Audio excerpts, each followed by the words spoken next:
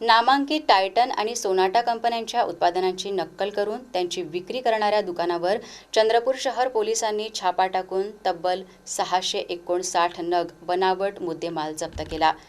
योगी wash centre येथे 12 ऑगस्टला ही कारवाई करण्यात आली। या प्रकरणी दुकान मालक किशोर तेलरांडे यांच्या विरुद्ध गुन्हा दाखल करण्यात आला आहे।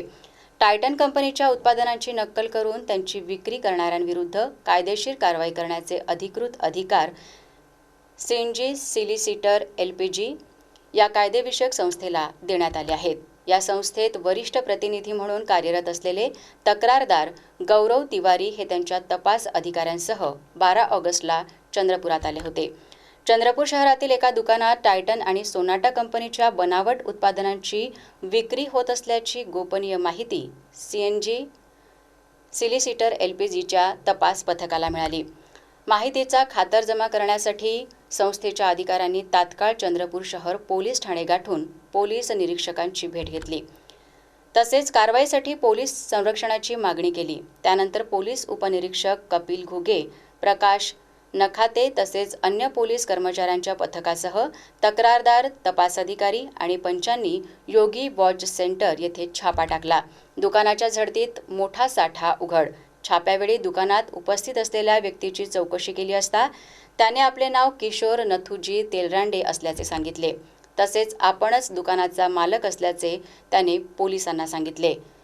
यानंतर पोलीस आणि तपास पथकाने पंचांच्या उपस्थितीत दुकानाची सखोल झडती घेतली। यावेळी टायटन आणि सोनाटा कंपनीच्या नावाने तयार करण्यात आलेल्या मोठ्या प्रमाणातील बनावट माल आढळून आला।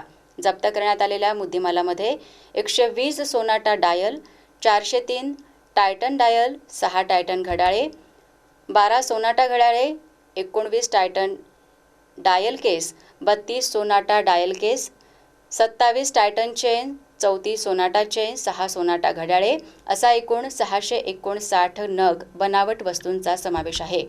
नामांकित कंपन्यांच्या ब्रँडचा गैरवापर करून त्यांच्या नावाने बनावट उत्पादनांची साठवणूक आणि विक्री केल्याचा आरोप दुकान मालकावर आहे।